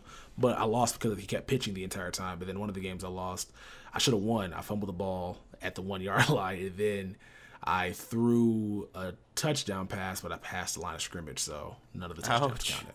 Ouch, So that's what happened. So yeah, I lost 2 games I should have won, and one of the games I lost, I just quit. So it's not because like I'm terrible. I just didn't feel like playing a tough game. That's what I was trying to cherry pick. I'm like, let me go find somebody that just wants to let me beat him real quick. And shout out to McCartley because I whooped his ass. Oh, that's rude. So what are the best ability chemistries then? You want to say talk about that? Yeah, so last year you said Conductor was the best. Do you still feel that same way this year? I haven't used Conductor very much this year because I don't do NAT power-up cards. Yeah, other than Le'Veon Bell. That was a mistake, and I regret making that mistake, but yeah, there's nothing I can do about it now. Nothing at all. I'm kind of glad you didn't power up this Calais Campbell because he got that limited time card, which is just annoying. You gotta stop doing that, EA, man. Come on, stop. Or at least let me power him up still. Like, I don't understand what you're doing with that. Putting limits on cards and as cards you can't power up. That's stupid.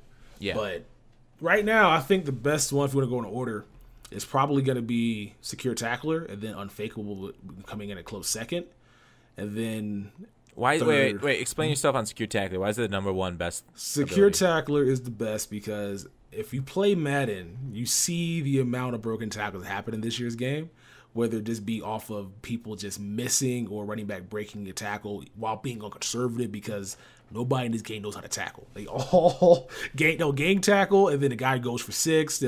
One person will be there. They'll spin around in a loop circle, and then your whole other teammates just stop moving, and then he just runs for 6. It happens so often that Secure Tackler this year is practical because now if you're using, your tackle's not going to be broken if he doesn't perform a move, such as a truck stick or a spin move or a juke move, or if a user's on it and he doesn't do a move, it's rarely broken as well. And so those huge runs don't happen once a guy is Secure Tackler as much than if they don't. Because I don't know how many runs this past weekend I got where LT's contacting the backfield. I press X for battle ready animation and he's gone because the guy didn't have Secure Tackler, where if he did, it nullifies that button press. Does it really? Secure Tackler does. You don't know battery for Secure Tackler. That's pretty awesome. It pops up, Ray Lewis, Secure Tackle. I'm like, okay, well, I'm not going to fight this. It's just going to go down. It's going to go down. Ray Lewis got me. I can't do anything about it. I will note. I will say the Secure Tacklers do tend to drag guys forward for like 7 yards, though, for some reason. But they make the tackle a lot of times, though. That sucks. Got to get somebody to come by and smack that dude. Not in the helmet, though. Yeah. It's the worst. I don't know why they added those animations where the guy's dragging a damn lineman. I got 350-pound lineman being dragged by a running back. Like, what are we doing here? Those guys are unmovable by regular people. And so that's why I got Secure Tackle rank number 1 because of that reason. Unfakeable's cool as well, but I don't got enough guys that have it. It's like 4 guys in the game that have it right now. 3 linebackers, 1 defensive end. And so I got it at 2 because I played with a guy that had a linebacker with Unfakeable, and it's amazing. Like, really, dudes are dropping like flies, spinning. You're just right there tackling them, and then when you make a tackle, or when the guy spins and your guy doesn't fall, and the U pops up as Unfakeable. I'm like, oh, that's so dope. That's so dope. And so you're like, okay, so that guy's not gonna get broken off, and CPUs don't really get broken off by any tier 1 moves. So it'd have been nice to have it week 1 Unfakeable. Because a lot of guys that are coming out next upcoming months are going to have 91 this, 91 that, top tier thresholds for the moves. And so it'd be kind of worthless to have for CPUs. But earlier on it would have worked out. But that's why it's number 2 right now. The number 3 is Identifier because that is still clutch to see who somebody's using, especially in squads. Yeah, because you can see all of them. So Malcolm Smith and KJ Wright, the only right outside linebackers with them. You say they're worth it? No. Actually, Telvin Smith power up has it too. Oh, Telvin. Also, it's actually 4 linebackers in. The one that's most worth it is going to be Navarro Bowman, because he's cheaper than all the other 2. He's not, unfortunately. Yeah. All of them are kind of 83 speeds. I think for Telvin's probably the fastest one, or maybe Malcolm Brown or Malcolm Smith, 87 speed. And Telvin Smith are both tied for 87 speed. 87 speed. So, but last time I checked, actually Zach Brown is also 87 speed, a middle linebacker. But is Zach Brown unfakeable? Yeah, power up. He's on really. Yeah, I didn't know he's unfakeable. So they actually need more cards out now. Right? I thought he was there are else. 6 of them total. Okay, so. It'd probably be the Nat ones, because last time I checked, limited time cards were going for like 600 plus K. I was trying to buy Malcolm Smith, and he's going for like 700K. I'm like, I'm good. He's about 500K in the Xbox One, but yeah probably about that for PS4. Yeah, and Bowman's probably about the same price as Nat. So if you want to use them, they're great, especially if you're tired of your guys falling on the ground. Because nothing's more frustrating than you grind for Sean Taylor, and then he can't make a tackle because he's always slipping, sliding right by the running back. I'm like, bro, I've seen that. What are you doing? Yep. Like you're Sean Taylor, man. Why are you falling? Yo, EA, if you're listening to me right now, come out with a set to where I can change his ability. That'd be kind of neat. I'll pay 5 elite tokens for it. I don't give a damn. Let me change his ability. Unfakeable on Sean would be pretty sweet. Unfakeable will be the greatest, or secure tackler. Like, they can kind of range it. I don't care which. Tip drill sucks. I don't want that. Like, they catch picks all the time, as it is anyway. Yeah, I don't need that on my card. Let me change his ability, bro. Let me change his ability. No. Yeah, I think that'd be tough to do with like Muthead and tracking cards, but I agree. A ability change would be kind of cool. I would like that. Yeah, for certain cards too, especially. Like, and I wouldn't like the guys like the master cards. Like, back on Energizer. Let me change the master cards, the rewards. Like, I don't like Never Stumble on LT, but it bails me out in more times and it like doesn't hurt me. So I wouldn't change that. No. But the fact that do you like Never Stumble better than Battle Ready? Yes, Battle Ready, especially because like I always go for the stiff arm with LT. He's like his top tier stiff arm, but I never get stiff arm animation because guys are always out here going low. Yeah, and so because they're going for low hit sticks, you don't really have a chance to go for Battle Ready anyway. So I like Never Stumble just in case they miss and he stumbles and I can pop right back up. And then run for touchdown. That's happened to me a few times. So I choose that over it at anything. So hopefully we see something like that down the line because that'll be the best thing they can do. Mm-hmm. Also, we haven't seen interception specialist yet. What are they doing with that? Oh, what specialist? Interception specialist. Hopefully they're leaving it out of the game because it's worthless. Like they put a blog out, new ability, interception specialist, and they're like, then Casey ever came out, the cornerback for the Chargers. I'm like, he might get that. Nah, he got pick 6, I think. Isn't that the one where they have? Interception specialist. What's the name of it? This was called interception specialist. They put a blog out about this is the first patch you put out. It was called INT specialist. It wasn't called pick 6 unless it's pick 6 is INT specialist. And if that's the case, why are we out here advertising a new ability? Because the 2 ones were INT specialist and then the unfakeable. Unfakeable. What is the anti? Hang on, let me look it up. Gotcha. These defenders are far less likely to drop interceptions unless the ball is tipped. Oh, that's dumb. Yeah, I remember that. That's dumb as fuck. I know what they're doing with that one, though. Yeah. So what would you rank your abilities, though, this year? Like, what do you think's the best and the worst? Obviously, outside of INT specialist. Yeah, that's clear number 1. Best one. I still like making a lot of calls, so it might be conductor for me. I haven't used a conductor though, so what do I know? But I think Identified's up there. Never Stumbles, nice. Battle Ready's really nice. Playmaker, sweet. Number 1 though, Unfakeable, I think would have to be number 1 for me. I've never used a guy with it, but if I had a guy, that would be. Like like Veronica Vaughn, but could you imagine? Right? I know a guy. Do you believe in magic? No, not that song. Not that song. No, but Unfakeable would be the move for me. I think that's number 1.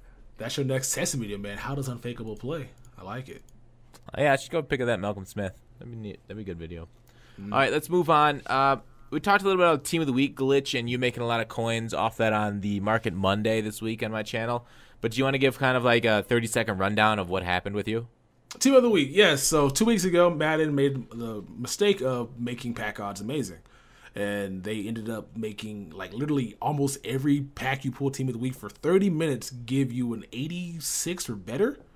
And so a lot of people were pulling 90 overall Jack Doyle and 90 overall Carlos Dunlap for a 30-minute span last week, which was amazing because we saw that not only can EA affect the odds of packs, which I don't know why a lot of guys didn't think that. A lot of people were really shocked by that, but also noticed that EA reacts quickly to fix glitches like that, but they still have not fixed the running back hurdling over the defender hurdling over running back, which is one of them's super easy to fix. The other, well, not super easy, but like one of them's very easy to fix. The other one, that one's like a tougher one that they got to get like a patch to the game for.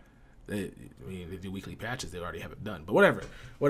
True. But so that Tuesday, we were all pulling crazy stuff, and then 90 overall Jack Doyle was like 200,000. No, actually, at first, it was 100,000 coins in that first 30 minutes. 100,000 coins for 90 overall tight end, 100,000 coins for 90 overall defensive end, and Carlos Dunlap, which was like, okay, this is insane. So people made a lot of coins off of it, and I did as well.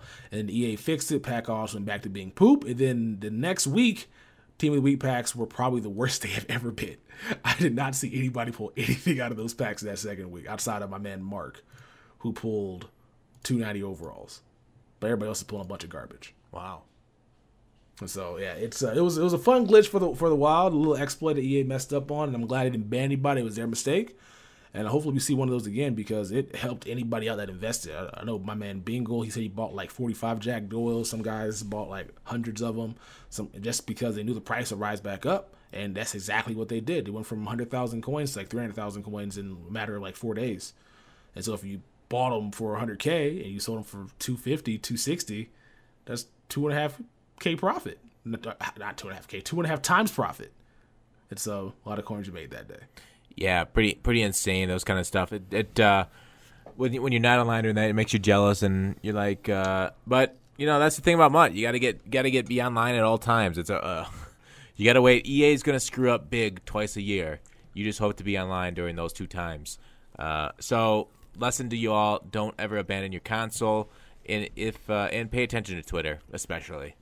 Because Twitter was on fire with it. I was surprised it took 30 minutes because a lot of times their errors have gotten fixed within 10 minutes of something like that happening. It's funny because like I don't think they knew about it until like people got on Twitter because people were talking about what's over Team of the Week packs, like to the point where everybody started pulling at the time. It took me a while to get on. I didn't think anything was wrong. I'm like, okay, everybody's pulling fire. Let me pull some packs. I'm like, oh, okay. Never mind. These are glitched. And so I think EA just didn't know about it because people that usually snitch on this stuff weren't out here telling. Because usually, that's what happened with the Patrick Willis glitch. Or no, he's Patrick Willis, the Steve Young glitch. Yeah. Where somebody said, EA, I just got that on my pack. Is that supposed to happen? I'm like, why are you snitching? Yeah. Tag me, don't tag them. Yeah, that's the thing. Like people think that EA is gonna like reward them with like a golden throne for snitching on these things, but I mean, eventually they're gonna figure them out one way or the other because you can't keep something like that in the game without it ruining the game. You know, so eventually EA's gonna catch it. So somebody's got to snitch, right?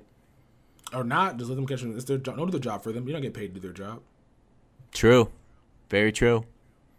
And that, yeah. So if you ever find a glitch, please tag Texas and myself in a tweet. Yes. No, DM. Don't tweet. DM. Okay, DM. Yeah, my DMs are open. Yeah, keep them private. Don't tell nobody. Just we want to make coins too, and you can tell us, and we'll keep it hush until EA decides to catch it on themselves.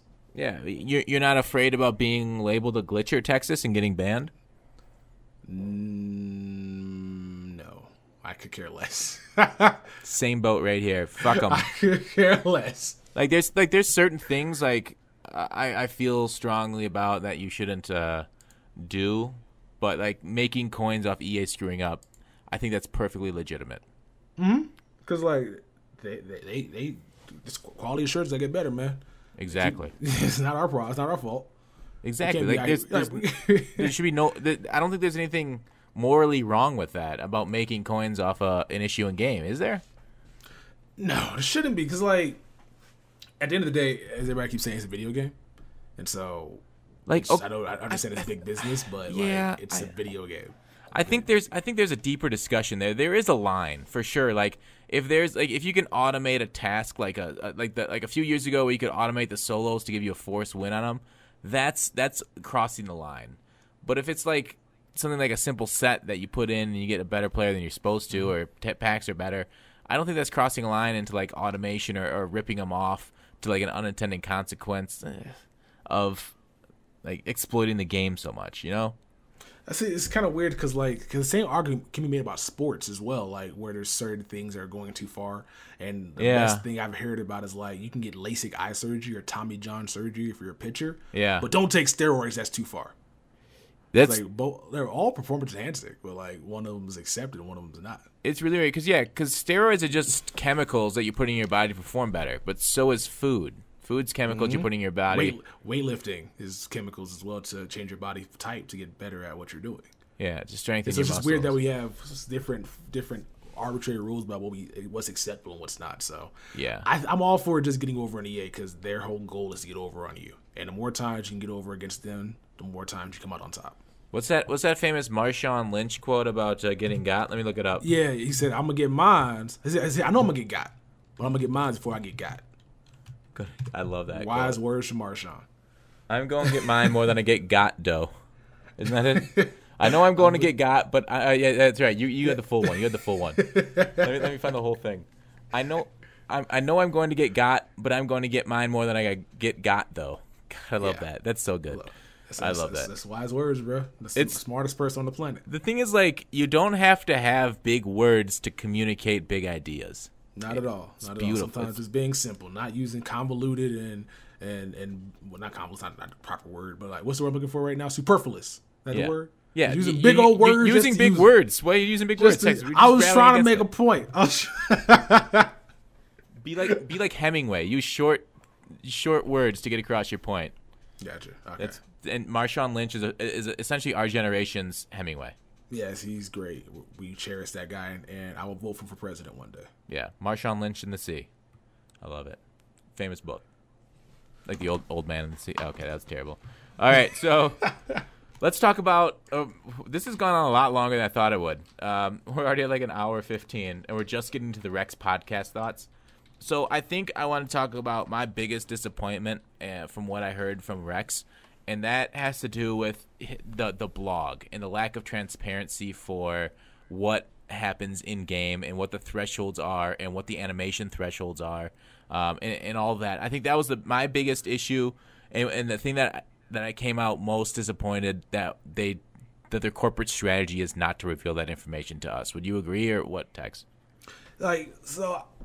That was weird to me as well because people didn't like that they consider that like a skill gap, that the information not being available readily was just kind of stupid. Like, you can put this out because you can just shut all the bullshit up of us just doing all this testing by just, saying, oh, this is what it is and this is why. But people, I don't like that either because, like, I feel like if the information can be provided, then provide it. Yeah. Like, he said it's complicated, what was it, logarithms and stuff, but, like, I don't know.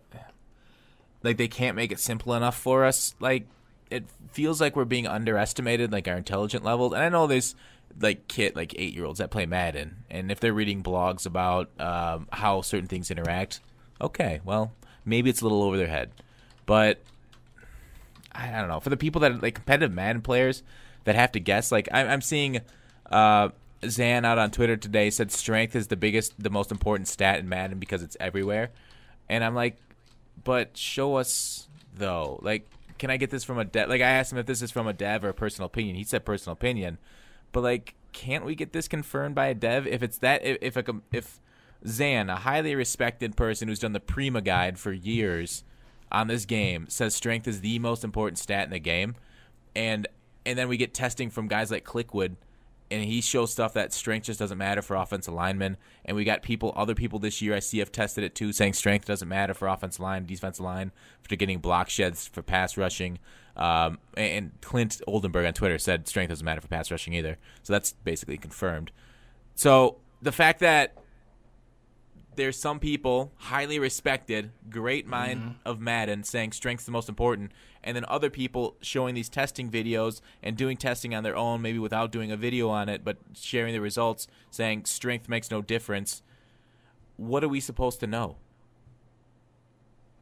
Like, and then it just causes a world of confusion because people in my video be like, well, I was told this matters. I'm like, the testing proves that it doesn't. Like, yeah. Like, why are you going against the testing? Then you got to explain the stuff like, well, somebody said play rec matters. I'm like, but it doesn't though. Like, if it's a pass play, like it's a pass play. Like it matters to a certain extent, but it's not like it did in years past where if a guy ran a screen against you, your defensive lineman would recognize it and go over there and guard it. If you're using run screens the entire time, if your user's not there, it's going to be easy. And a guy like Mean Joe Green's not guarding screens like he was back in like Madden 15, Madden 16. I know. What's the deal with that? He was amazing at that in 16 and 15. I don't get it. And so it's just all the stuff, the information's there, and it kind of can get muddy because people will be watching guys that are kind of misleading them to an extent, and you got to go show them the testing video, and they may not accept that information as valid. So it's kind of annoying because people do so much stuff into this, and when somebody says something, people take as gospel without providing facts behind it. It kind of ruins my day because now I got to spend 7 minutes arguing with somebody about why this doesn't matter. So you're saying you'd rather spend that 7 minutes there than 7 minutes in heaven, with like I don't know. Do you have a celebrity crush, Texas? I do. Who? But she likes women though, so. Ellen DeGeneres? Yes, that's who I want to be with for the rest of my life. Hey, you know, there's no wrong answer when opinion and judgment comes into call, right? Like, sure, that's your type, man. You go Texas. Yeah. My celebrity crush is Christina Vidal. I don't know if I'm not too sure your age right now because I don't know how old Fox's age, but if there's a movie called Brink back in the day. You ever seen a movie called Brink? I've seen the new one. There's a new movie called Brink? Yeah, the one with the Daredevil guys. What? Yeah, where they like snowboard and shit. You haven't seen that one? There's a new movie where they're snowboarding now? Yeah, and like surfing. I think it was surfing. No, so this one was skateboarding. This is like 2000, maybe 2001, 2002, something like that. Wait, is Brink the one with Keanu Reeves? No, that's Point Break. Point Break. With Johnny Unitas? Like, yeah, that's what I'm thinking of. Brink. I'm talking of Brink. Point Break, Brink. Yeah, you're right. Way off. Samsonite. Yeah. That was way off. Yeah, it was way off. But yeah, anyway, it's a movie. It was a skateboarding movie. It was a girl that I had a crush on, and now she's an adult. I'm an adult too. We're both adults, and but she likes women, so I'm kind of. But I wouldn't mind being in that bedroom. That'd be kind of cool. Are you gonna be the man that turns her? I mean, I would like to give it a shot. So she played Gabriella. Is that it? Yeah. Christina Vidal. She anything lately? Yeah. She was in Training Day, the TV series. yeah. Not too many great shows for her. Oh, not too many great shows for her. Stay on TV, huh? Yeah, she's now one of those actresses you see a lot of cameos in television shows, but she's not the main character. It's a ton of them. Holy crap. Well, whatever. She's getting work. Right. Yeah, good for her. Good for Christina. So, all right, I don't know where we were, but Rex Podcast, what are your thoughts on the Rex Podcast? What's your most disappointing and most surprising part, or any overall thoughts? My biggest disappointment was that he didn't reveal a shampoo that he used. That was the worst. He didn't say what kind of shampoo he used. I feel like he should have told us. Don't you feel like okay, if you were bald, would you take offense to a question like that? No, you gotta enjoy it. Take a lighthearted jab. You're bald. It's funny. Ha ha. I'm sorry that I got a head full of hair and that I don't appreciate your struggle. That you got to cut it all off because your mom's father decided to not have good hairline. I never thought you were this what is it, soulless. No, I mean, you have no compassion for other human beings.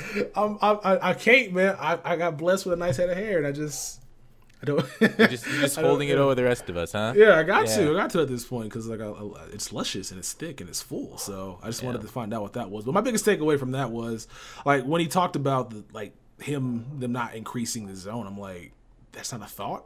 I would think that'd be a thought, but a lot of people don't want them to do that at all. A lot of people want them just to keep it at 91, which is there's no point to get anybody better. So I was kind of shocked by that. I'm like, this would be the perfect time to be like, we'll eventually increase it. So guys that you're not going to be using right now, you can pick up later on. But him not doing that is kind of like, okay, that's unfortunate. I think that's probably the biggest feedback I got from the podcast about those zone coverages. I think you are one of the few that want zone coverages and those thresholds changed through the year. Do you find that strange? Yeah, because I want certain players to have more value. Like, I want Ed Reed to be a guy I want to get if 95 zone is a new threshold. I want to be able to improve my team. I don't want to be stuck with the same guys the entire year. You know, they're not. I kind of want to have to, like, power them up for a reason. But, like, right now, there's not really a point. And so I'm kind of disappointed in that they're going to keep the same. I understand why they don't want to make your guys play worse because that's not player first, but a lot of things in this game aren't really player first. And so yeah, but you don't want to add on to it, though. Just give more ammunition to people that you just made the cards worse. But is it though? Because like you're making them have to upgrade their team, which is what you should do to win games. And so it being a 91 the entire year from now, so 91 was what the threshold was. What, in September when they upgraded it? Yeah. So that's the entire year. So in 2 weeks? In 2 weeks, not 2 weeks. Well, in Christmas probably by the time we're gonna have 91 zone like all over the place. Mm-hmm. And so then like.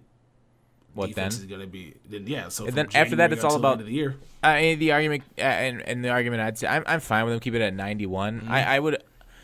Ideally, if they were going to do that, they should tell us now what date they're upping it to and what they're upping it to.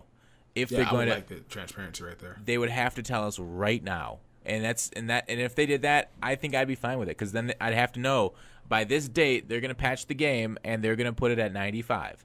And if transparency, if they tell us these things, then okay, I can accept it.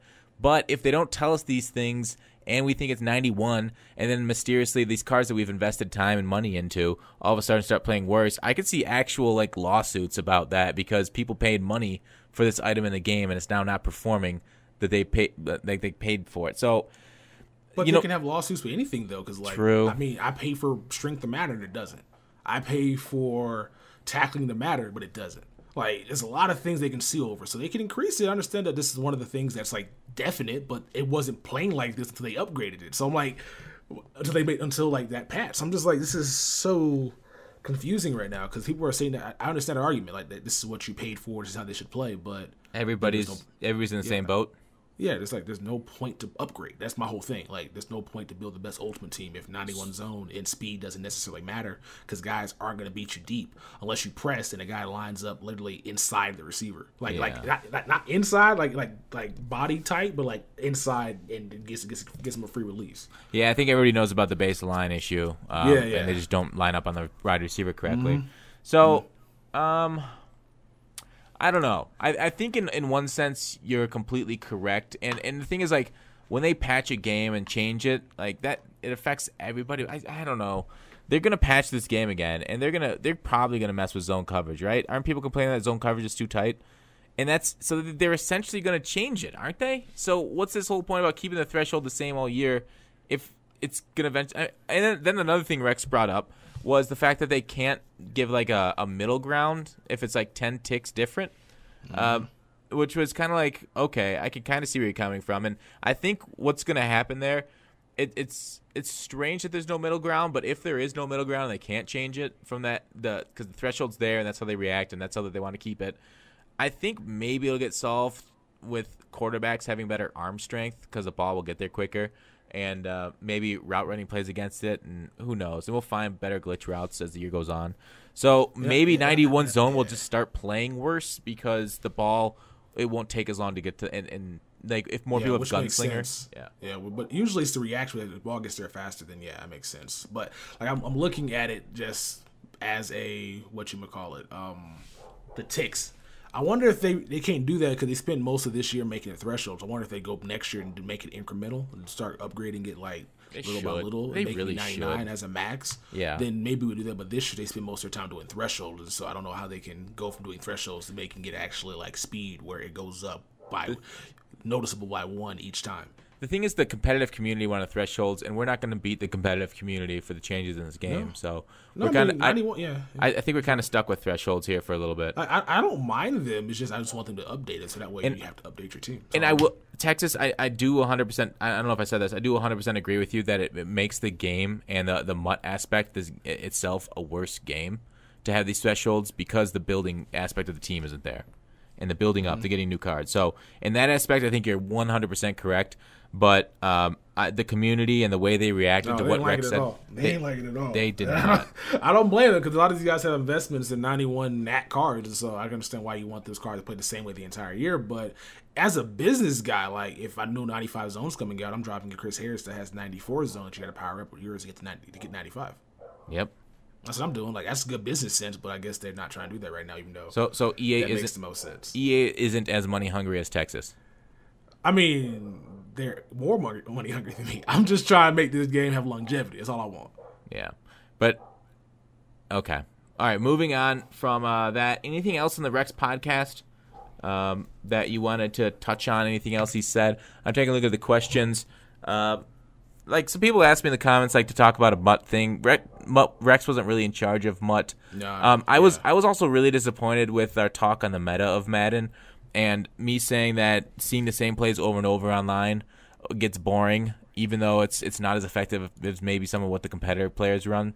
Like, and he said he was fine with the meta, and there wasn't really like a thing that they look at except for like maybe some community feedback. But like, I think the biggest problem with Madden and the biggest problem with it going forward is the meta and the way that players play against each other online, because that's how people enjoy the game, is against one another online. And if you're just going against the same thing or the same couple things every game, it gets kind of boring. If you're playing just toss, dive. And he says, well, it's your job to stop the wham. And it is in the game, it's our job to stop the wham, but it's his job to make the game fun and balanced so the wham's not gaining 5 yards of carry and you can just run wham 2-3 times, get the first down. And against if top end, if Skimbo can stop the wham, I have no issue. I have no doubt he can stop the wham. But your average player, your guy in pro second, pro first, can't stop the wham. They'd rather give up the game than continue to face wham over and over. So I think that's his responsibility to make the game balanced, so that way, and they've done this in the past, so that way certain plays aren't overused, like PA end around, nickel blitz 2, the swerve, all those expletive plays in the past aren't overused by the community. And so maybe he knows it, but maybe I just didn't get the answer I wanted, and it's my issue, not so much him. What do you think? Well, he was kind of excited about like that. It's more diversity in play calling because gun bunch is still kind of the same thing we see all the damn time. Yeah. Which I don't know why that's so popular. I understand why it is, but I'm like, there's like 7 plays out of this. Like, why? Because it can touch. It can touch every part of the field. Yeah, it's crazy that's everybody still go too off, because watching that Madden tournament with Savage this past weekend and both those guys just running gun bunch, I'm like, this is stupid. Yeah. Like, no disrespect to Sam, like not at all. Like I just like, this is just dumb. Like, why are we all running the same thing? But he was kind of more happy that people are running more things as opposed to what they've been in the past. So I guess it's an improvement than what it was before. Well, and the thing is, like the meta really gets bad in like January, February, March, after the big tournaments, and everybody's running the same stuff over. By July, it's generally a degenerative game. Go on, Texas. Sorry. Yeah, no, you're good. That's accurate. Like the game after the Super Bowl. Yeah. We said July. So after Super Bowl, then goes right into down the line. Then it's kind of that's when Nickel Blitz got really bad last year. It was like March, April, and through the summer. Yeah. And so it's just, I'm hoping that next year we see like maybe it goes from 4 the same plays to 8, and then after that it keeps going up and up and up and up. So that way we can get more diversity in these playbooks, because right now it's all the same, and I really hate playing weekend league and like over talking to myself like, you really is gonna run wham the entire time? Like, you really about to just run, bruh? Like, you're not okay. I'm like a crazy person. I'm over here like just yammering to myself because everybody's doing the same thing. I just played a guy who was running the pitch. You're not gonna get any yards, bum. You have 10 yards. You have 10 rushes for -2 yards. Stop running the pitch. It just gets on my nerves. And so I'm like, can we get some more diversity? Because I'll be more impressed if you beat me, like, I don't know, running something that I didn't expect. Oh yeah, if I have the most respect I have for an opponent is somebody who runs an offense that varies the play that just dots me up. I'm like that. I tip my cap to those guys that can drive down the field with passes that I just don't know where he's going every play. So I'm kind of like trying to guess where he's going, but then he's dotting me up, and I'm like, tip my cap to you, sir. But if they're running toss, wham, dive, inside zone, I'm like, this fucking guy. This is boring as fuck. Yeah, grind out your 3-4 yards every play. Congrats. Or your 0-0-1 and then like a 12-yard run on 4th down, and you get a first down. Like, you fuck. Because it's gonna break. It's gonna break every 4th time. Eventually it's gonna work. But wait till you play the guy that's like super savage with it. I lost the game last week in league. The dude came out in wham. He had tight ends he had linemen at tight end, and he had tight ends at receiver. I'm like, yeah, you got the game one, dog. Yeah, I'm not stopping this. You just run stretch and wham. I'm like, you bleep hole. It's so boring. Why do you people even play the game at that point? Just to win? Yeah. And then, the best part is when you see a guy have Randy Moss, Andre Reed, Odell Beckham, and he didn't throw the ball at all. He's running wham the entire time. Like, why the hell do you have these receivers into the game if you don't throw the ball? Why even invest like that? I got you. But other than that, I thought I really enjoyed. I know we started with the negative things that we didn't like because it's always good to suggest improvements. But otherwise, I thought Rex was pretty open with us. He answered a lot of our questions. We got really positive feedback. I really enjoyed the podcast. Really enjoyed having Rex on. He's a very straight to the point. He's a little nonsense. I was gonna say no nonsense, but he's a little nonsense. We threw some nonsense at him. He was cool. Yeah. I'm glad he enjoyed it. I'm glad he wasn't like just super annoyed, and he probably was privately, but like at least he didn't show it publicly. No, Rex is a great guy. And everybody like I got some trolls, the normal trolls like like Madden's the worst or whatever, that kind of stuff, and that's just, you gotta brush that off. And it's the same thing I do. I like, these people, come on, it's better. If people can't see that Madden's better now than it used to be, I don't know what they're looking at. Yeah, this is fun gameplay. I enjoy myself every single weekend league when I'm winning. So, and even when I'm losing, sometimes I'm like, this game is playing like it should, and so it's the best Madden I think I played in a while. Yeah, outside of the random animations that you get where you can't tackle a running back. That's kind of annoying. There are some fluky things. It's not near perfect. Not yet. But like other big popular games like PUBG, not near perfect either. But so everything has their issues, but they're chugging along. I'm excited for that new feature. But otherwise, Rex, loved having him on. Would love to have him in the future, maybe a few months down the road. Maybe we'll get an end of Madden 18 wrap up, looking into 19 type stuff. That'd be fun. And otherwise, maybe some other devs and stuff. Who knows? Yeah, trying to get some more guys on. I know somebody said they wanted Rex on as a weekly feature. That's not going to happen. No, that's we don't have the money to pay him for that. Yeah, his time is very valuable. Like being in charge of the franchise of Madden and all the people that he oversees. Yeah, it's quite a bit. Mm-hmm. So, I guess I got a couple other random topics here at the end, and let us know what you guys thought of the Rex podcast, and if we could have done things better, or if we did a good job. And rate 5 stars on this podcast. It really helps us up on the iTunes stores. It's really the only way it will get discovered. So if you liked it, Rex, if you like the Rex podcast, 5 stars. If you hated the Rex podcast, also please 5 stars. And then just I think you got to download it. I think downloads help, but and then just mute us and let it play through. Right, Tex? On YouTube. YouTube. Right. YouTube. Yeah, YouTube. Just ad time, watch time. Watch time's huge. Watch time. Yeah, of course. So open like 4 tabs up. Just put it on mute. Love it.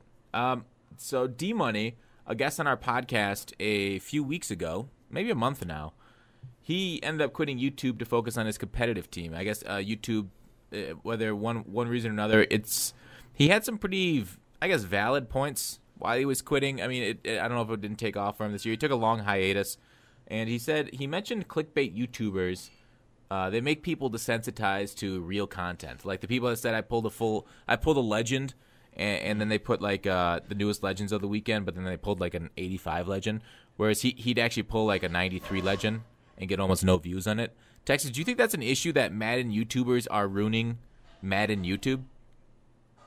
I don't think that we're ruining Madden YouTube from that perspective. I think there's a lot of us that are out there, so we're going to be doing things to try to get noticed, because it's kind of at this point where it's almost oversaturated, and so you're going to have to do the clickbaity things to get views. But I don't think it's that. I think like taking hiatuses off of YouTube is not a way to grow. Like if you want to grow on YouTube, you kind of have to put content out daily. and if not daily, every other day, so that way you can have people constantly coming back for that video. Because if I take a long leave right now and come back, it's not going to be like, I'm not gonna just get back to the views I'm getting right now. It's not gonna happen like that. So it's not, the clickbait does hurt, because I know FIFA guys made that same argument about FIFA YouTubers out here saying I pulled Messi when they didn't pull Messi, and then a guy that actually does it gets less views. Yeah. But with Madden pack openings, like it's only it's. I'm trying to think, like, it's not really like, if people want to watch you pull something, they'll come find it. Like, I don't think it's anything to do with like the clickbaity of it. Really, I think it's 100% clickbait to get views. Yeah. Like, well, I mean, it is now, but I think that like people are getting smarter and they're starting to read what the titles are saying and trying to see, like, wait, and then they're like looking at, all right, so the guy said a full legend pool, then they go check that out. But if a guy says legend pool, it's not a full legend, so I'm not gonna go watch. I think you're not giving people credit enough to, like, not you, but people aren't giving other people credit to, like, this person's not smart enough to realize that this guy didn't pull this. Yeah, like, I see that, but why is it on the viewer to understand what we're saying or decode YouTubers and our shitty titles?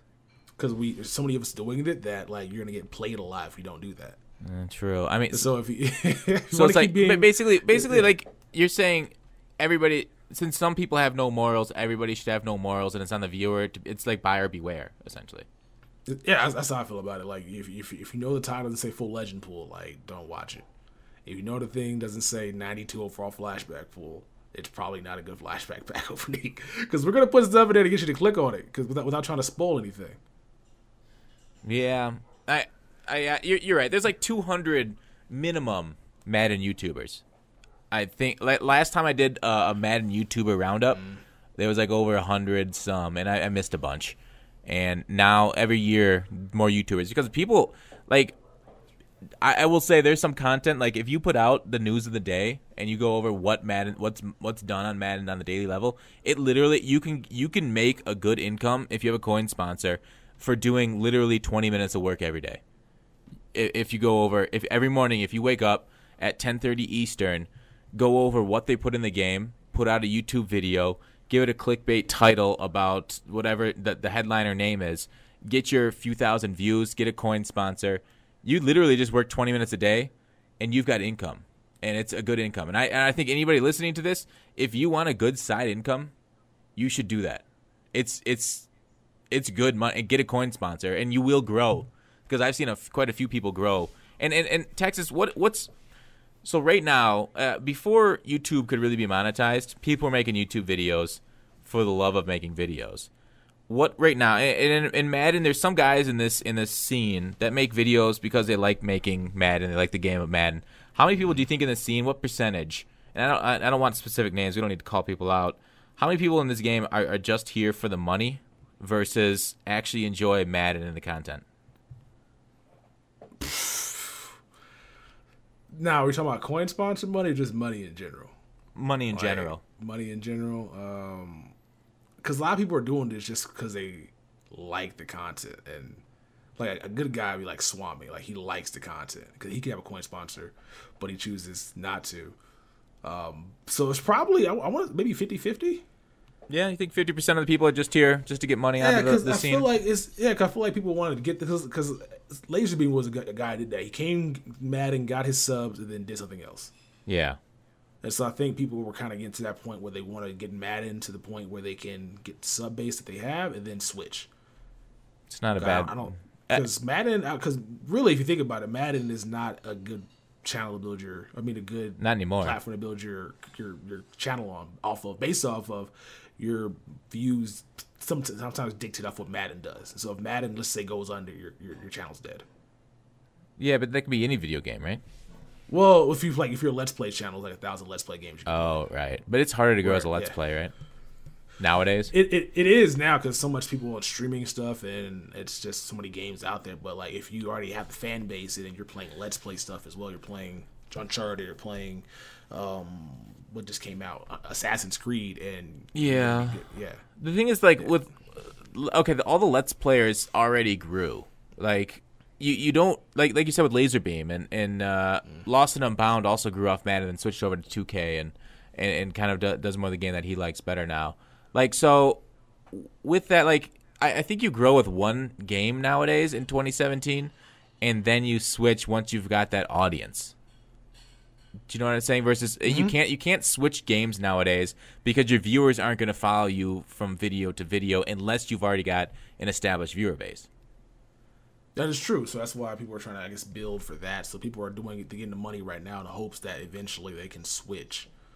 You don't think they're going to stick with Madden long term because they're getting their money and they're just going to keep at it? And then I don't know, because some people are like people. I'm at the. Oh, I like the game still. I like the game a lot still, but I'm trying to think of people and getting their heads and like the content that they're putting up. And I'm not trying to like say specific guys' names. Because I don't want to like cause any ruckus right now, but it seems like a lot of people are just doing it and not like putting in low effort videos for just the sake of having a coin sponsor. Yeah, or and the coin sponsor money's very good too. Mm-hmm. And you. I might talk like I said that like I had experience, like. But yeah, so that's what I think is going on with it. I'm like, a lot of guys are probably just specifically out here just for that, and then in hopes that they can get that platform and then make that because there's serious money in this whole YouTube Twitch thing. Like people, I think I tried to count it out once. How many people I think actually make their living off Madden YouTube, just Madden YouTube, and I think it was like a couple dozen that don't have side jobs besides for Madden YouTube. Which is amazing to me that this EA put out this game that they directly fund probably 100 people that work on this Madden game, and then they support another couple dozen just doing Madden YouTube outside, like the game around the game. And then you got the competitive players if you can add them in. So like EA's like multiplier on this game probably employs 50% more than what they employ directly into their coffers. Right, and then on top of that, like if they were to like not make Madden no more, you're done. So I think the thing is, like, I don't know. I don't see. Okay, so say you're K, who's somebody who makes his money. Well, certain guys. Okay, you're right. Not all the guys, but certain guys. Okay, say you're under, like K's a huge example, but so he'll be fine no matter what he does. If he switches games, he's fine. Same thing happened to Lost and Bound. He switched game, he's perfect. But like say somebody. Like, say you switched. Like, say Madden went away for you. I think you could easily translate. Because you said you even told me you like 2K better. You've told the podcast this. So 2K? Yeah. I like playing with my friends, and 2K allows that option. 2K's not good this year, though, because you can't play with your friends all the damn time. The game's really stupid. Okay. The 2K world is garbage, but it was last year. Yeah, it was last year when you told me that. Yeah. 2K, yeah. So well, I like basketball better. No, I like basketball better than football, like, as a sport. God, that's weird to me. Dog, all the injuries, bro, man. Like I had LeBron every night going triple dubs, and I got Aaron Rodgers on IR. Like, it's a fair point. I just think the sport of football is more exciting. But regardless, that's all personal opinion. There's nothing wrong with that either way. So, but like you could easily switch to Call of Duty or 2K or any other popular sports, and I think if Madden goes away, you'd be easily able to translate your audience because a lot of people still watch you, and you've taken like 2-month hiatuses and come back, and you're just as strong as ever. Yeah, it's because like I take them at the right time. Nothing's out. I don't take them in the middle of the season. Like that's like not showing up to work for 2 months. Like you're not gonna have a job when you get back. They're gonna replace you. They're gonna find somebody else that wants it better. So, like I think I'll be cooking. My subscribers are strong. I'm not gonna be like I would have to get a actual real time job again because Madden right now is I'm doing this full time even though I have a part-time job just because I wanted that gym membership.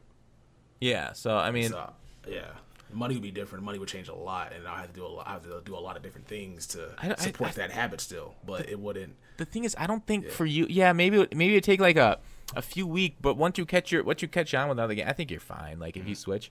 Regardless, that's the plan right now, man. Like I get my office together. I'm about to move my stuff in there. I got a desk coming. I got a couch coming. I got a TV stand coming.